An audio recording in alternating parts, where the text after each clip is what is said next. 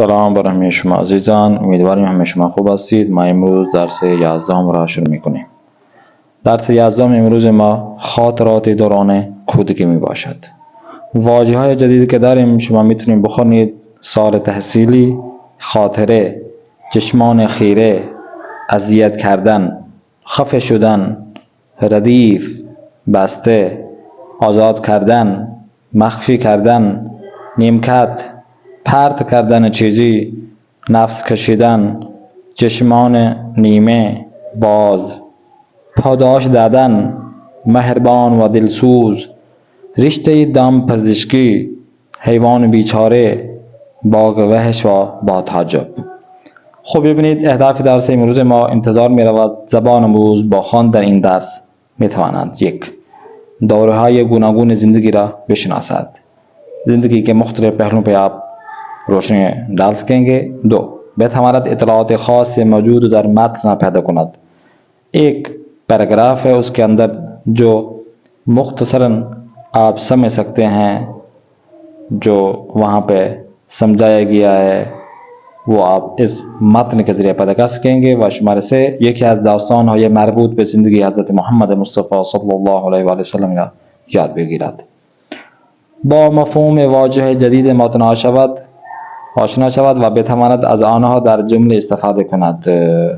نئی نئی چیزیں آپ اس متن کے ذریعے آپ سمجھ سکیں گے اور اس سے جملے بنا سکیں گے. اور آخر میں بتواند پیشواند را در واژه تشخیص دهد، جو ہم نے آپ کو ضمیر کی شناس نشانیاں آپ کو بتائی تھیں، ضمیر مفعولی.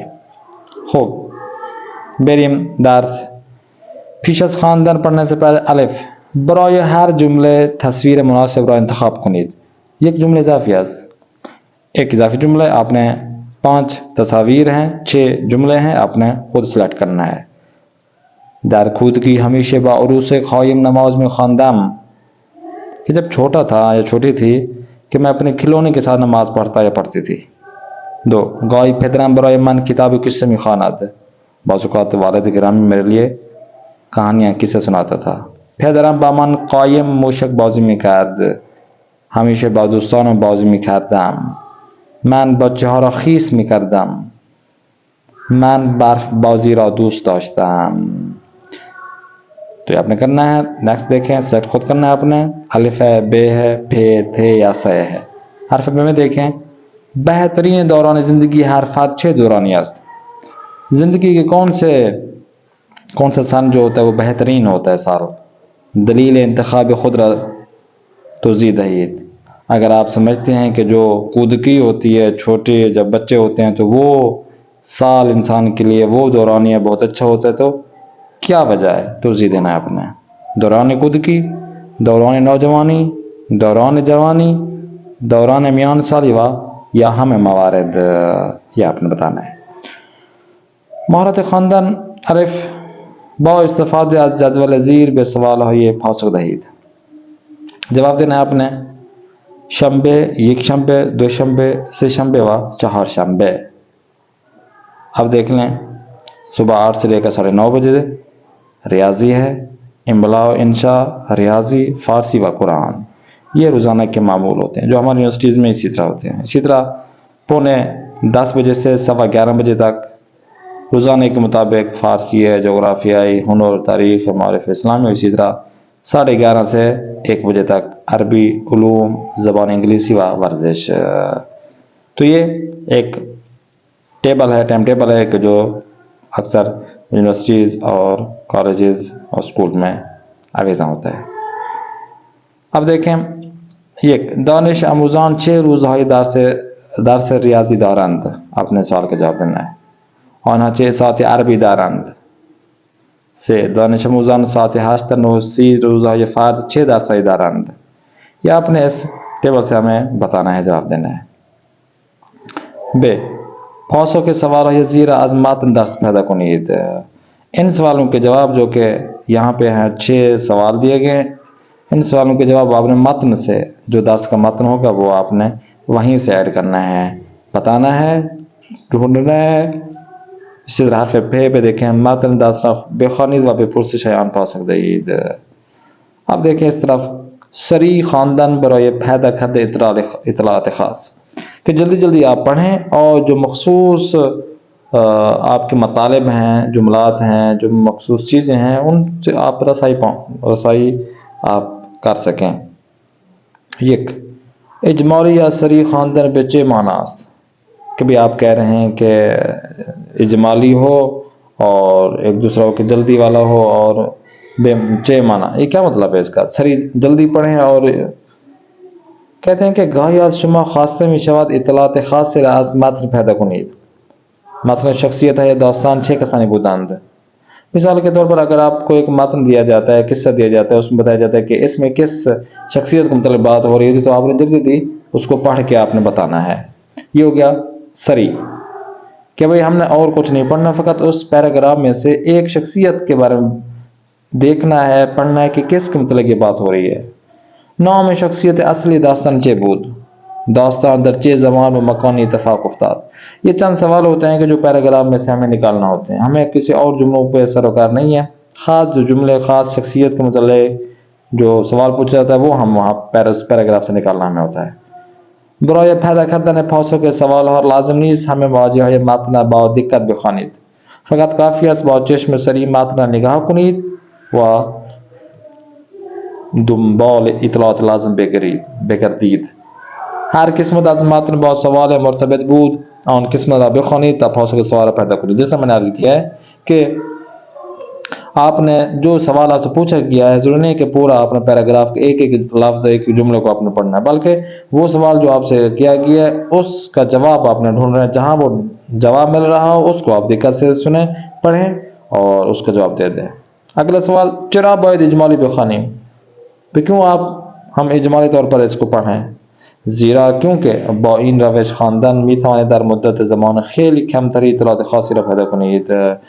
بھئی مختصر ہم اس وجہ سے پڑھتے ہیں تاکہ ہم اس روش کے ذریعے، اس طریقے کے ذریعے ہم تھوڑی سی مدت میں ہم بہت ساری انفارمیشن ہے وہ لے سکتے ہیں۔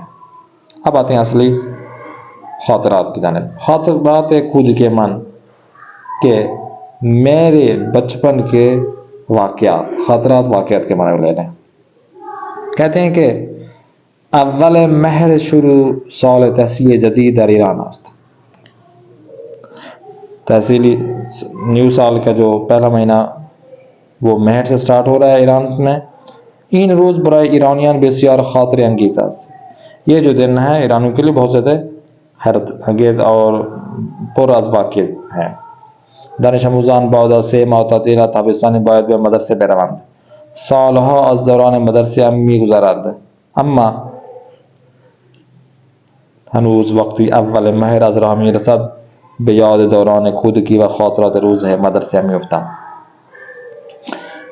یکی از جالبترین خاطره های من از اول مهر 1370 هجری شمسی است. من در آن موقع 9 سال داشتم۔ اب واقعہ شروع ہو گیا، اپنے بارے میں بتا رہے ہیں کہ 9 سال کی تھی۔ صبح زود از خواب بیدار شدم، دست و صورتم را شستم و به مادرم سلام کردم. سپس آهسته طوری که مادرم متوجه نشود به اتاقم رفتم. طوری که یعنی اس طریقے سے کہ ماں نہ دیکھ پائے، ماں متوجہ نہ اس کے کہاں گئی، اپنے کمرے میں چلی گئی۔ و کیسه ای را که زیر تخت مخفی کرده بودم اور ایک چھوٹا سا بیگ پارچ کہ جو میں نے چھپایا ہوا تھا داخل کیفم گذاشتم، اسکول والے بیگ کے اندر ڈال دیا۔ و سری به مدرسه رفتم و جلد سے مدرسه چلی گئی۔ وقتی به حیاط مدرسه رسیدم بچه ها در چند صف ایستاده بودند. من هم صف کلاس سوم را پیدا کرده و پشت سر یکی از دانش آموزان ایستادم. خسته شده بودم چون کیفم خیلی سنگین بود، کیونکہ میرا جو تھیلا تھا بیگ تھا وہ بہت زیادہ بھاری تھا، اور ایسے ہی ہوتا ہے۔ وارد کلاس شدیم، داخل ہو گئے۔ دانش آموزان کد کوتاه روی نیمکت‌های ردیف جلو و کد بلندها روی نیمکت‌های ردیف عقب نشستند۔ چھوٹے جو بچے جن کے قد چھوٹے تھے وہ آگے بیٹھ گئے، بڑے قد والے جو پیچھے چلے گئے۔ قد من هم کوتاه بود، میرے قد چھوٹا تھا تو آگے چلا گیا۔ اما آخر کلاس نشستم تا معلم من را نبیند۔ چھوٹے قد کے تھے پھر بھی میں پیچھے چلے گئی تاکہ معلم نہ بیند، استاد نہ دیکھ پائے۔ کیفم را زیر میز پنهان کردم. خانم امیری با 2 بسته کتاب به کلاس آمد، با دانش آموزان احوال پرسی کرد و سال تحصیل جدید را تبریک گفت. ناگهان کیفم به وسط کلاس پرت شد. بچه های چیخ کشیدن. اچانک میرا جو بیگ تھا وہ کلاس کے درمیان میں پرت شد، یعنی گرا. بچے ها چیخ کشیدن، بچوں کے چیخیں نکل گئیں. چیخیں آواز. در این لحظه کیفم بیشتر تکان خورد. اس وقت جو میرا بیگ تھا بہت زیادہ تکان خورد کا مطلب یہ ہے کہ اچھل کود ہوئی اس کے اندر. ہمیں ترسید نواز جایشان بلند شده بودند. سارے ڈر گئے کہ پتہ نہیں اس کے بیگ کے اندر کیا چیز ہے. سر اٹھ کھڑے ہوئے. با چشمان خیره به کیف من نگاه میکرد اور ایسے ترچھی نگاہوں سے میرے جو بیگ کے اندر دیکھنے لگے اس کی جانب. معلم کیفم را برداشت اما دیگر تکان نمیخورد. جب استاد نے میرے بیگ کو اٹھایا تو پھر اس کے اندر کوئی حرکت نہیں ہوئی. او کیفم را باز کرد و کیسه را بیرون آورد. اس نے بیگ کو کھولا اور وہ جو چھوٹا پارچ میں نے رکھا ہوا تھا اس کے اندر چھوٹا بیگ اس کو باہر لے آئی. خرگوش بیچارے بے سختی نفس می کشید. خرگوش بیچارے بہت شدت سے کیا کر رہا تھا؟ سانس لے رہا تھا. و چشمان شنی میں باز بود اور اس کی آدھی آنکھیں جو ہے نا کھلی ہوئی تھی. معلم بہت حجب پرسید.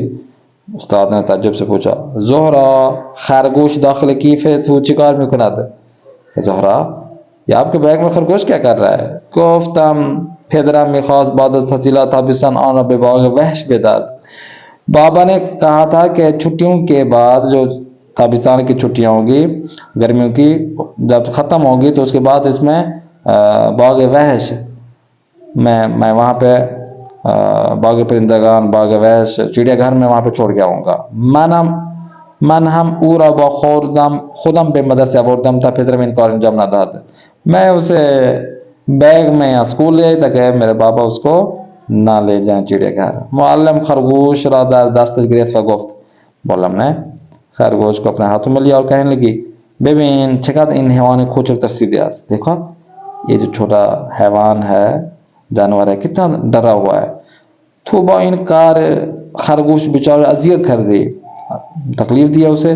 و اگر من آن را از داخل کیسه بیرون نمی آوردم اگر میں اسے نہ نکالتی ممکن بود خفه شود و بمیرد. امکان تھا کہ یہ اس کی سانس جو ہے نا وہ بند ہو جاتی اور مر جاتا. تو میدانی پیغمبر ما چقدر با حیوانات مہربان بود. آپ کو معلوم ہے کہ ہمارے رسول خدا کتنے حیوانوں کے ساتھ مہربان تھے.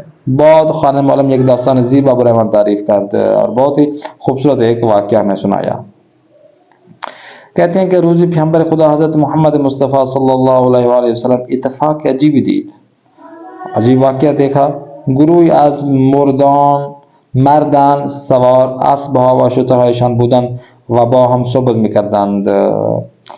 گھوڑے پر اور شتر پر لوگ ہیں کہ آ رہے ہیں آپس میں بات چیت کر رہے ہیں. حیوان های بیچاره هم خسته و بی صدا ایستاده بودند. جو حیوان تھے بیچارے وہ تھکے ہوئے تھے اور کیونکہ بول نہیں سکتے تھے کھڑے ہوئے تھے.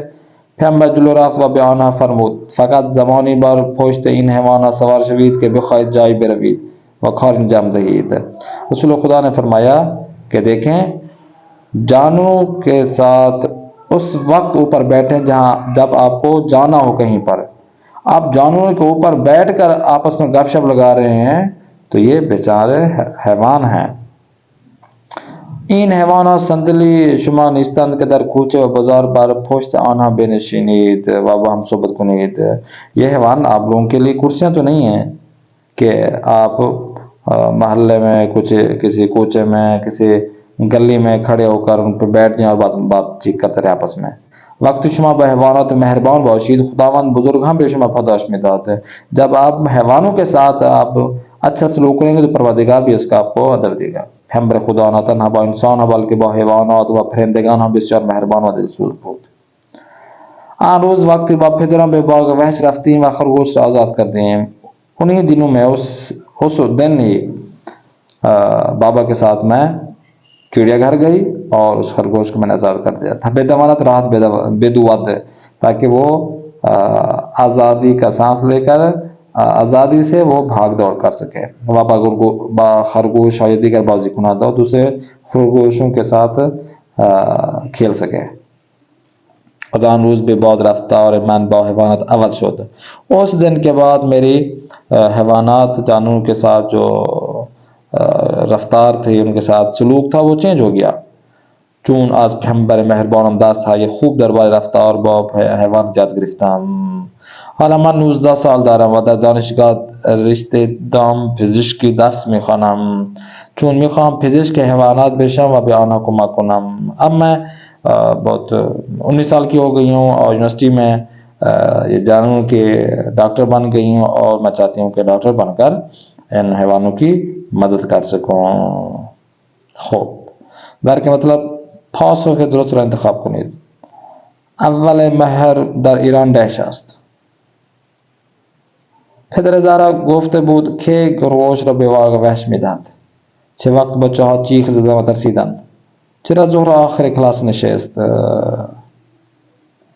جواب دینا اپنے حرف ب میں دیکھیں. پاسخ درست را انتخاب کنید و داخل جدول علامت بزنید. ممکن است جمله ای در متن نباشد. درست نادرست یا نیست آپ نے ٹک لگا دینا ہے. ممکن ہے کہ یہ جو سوال ہو وہ متن میں بھی نہ ہو جو آپ کو بتایا کیا ہے، یہ آپ نے خود ہی ایڈ کرنا ہے اس میں. بحث آزاد میں دیکھیں. نظر شما دربار خود کی زہرا چیز. آپ کی نظر میں زہرا کی جو خود کی تھی، بچپنا تھا، وہ کیسا تھا؟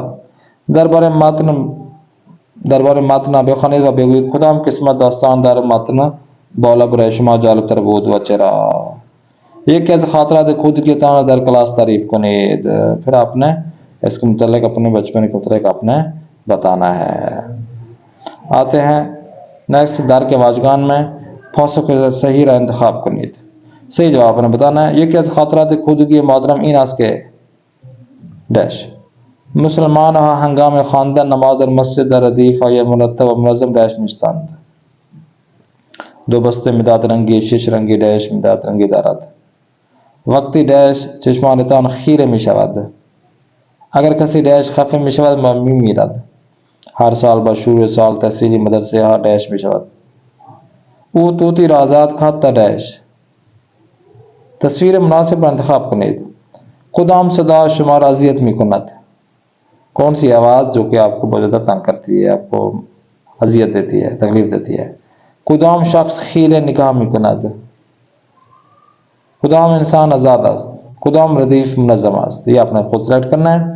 اور بیشتر بدانی میں دیکھیں پیشوان جو آج ہم نے پڑھنا ہے وہ یہ ہے کہ به جمله های زیر دقت کنید. حروفی که در واژه های زیر مشخص شده است پیشوند هستند. احمد با سواد است اما پدرش بی سواد است. آن مرد با تجربه است اما شاگردش بی تجربه است. پیشوند حرف یا حروفی است که به اول واژه اضافه می شود و واژه جدیدی می سازد. بعضی پیشوندها باعث تغییر معنی کلمه می شوند مانند پیشوند با و بی. یہ جو با اور بی ہے یہ ایسے حروف ہیں کہ جو کہ اگر کسی الفاظ کے ساتھ ایڈ ہو جاتے ہیں تو ان کا معنی تبدیل کر دیتے ہیں.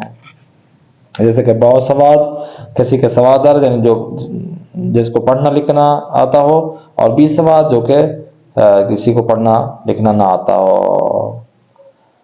خوب آپ کی ہوم ورک یہ ہے کہ در جای خالی وای مناسب بنویسید.